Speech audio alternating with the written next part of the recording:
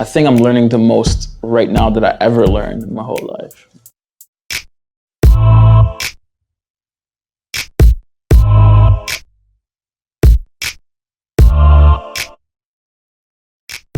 How soon after being in the city did you start taking photographs?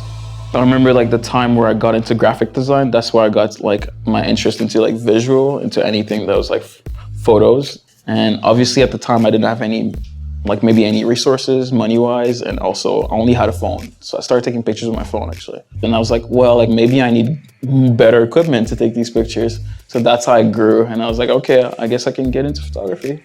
Pretty soon after that, you started going on tour with artists, like you went on tour with The Weeknd and Travis Scott. You've gone on tour with Selena Gomez. Can you talk a bit about what you learned being on those major tours with recording artists? Shooting for them was just like, it's just like me linking up with like anybody and just going for a walk, like chilling, drinking coffee, whatever. And then like, you don't get anxieties anymore. You're just like chill with a bunch of people. So being with like certain artists like that, it helps a lot. You talked about like getting advice from a lot of different people in the community. What's a piece of advice that has served you well, you know, now that you kind of wish you knew earlier in your career? Invest in yourself. If you get that little paycheck, whatever job you're working on, just put like 10%.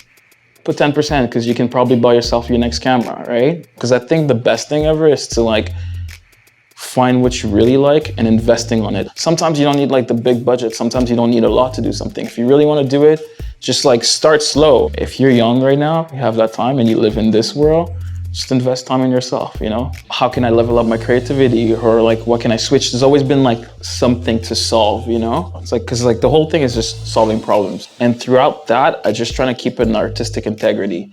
Because when you're working for a client, you know, like a part of you will have to like, again, like I said, bend a little bit, you know? Cause it's like not really your work. Like your own work is your own stuff. You can remain artistic about it, you know? It's just collaboration. It's communication at the end of the day, really, yeah. What do you think are some like concrete ways that a young creator can level up? Like, it's cool to do stuff alone, but it's greater when you have like 4 or 5 of your friends together and like making things happen in a better way. The whole point is not to create one pyramid, but it's to create a bunch of them. So if your friend is good at one skill, team up with your friends because you know you're good at another one and come together and make something great.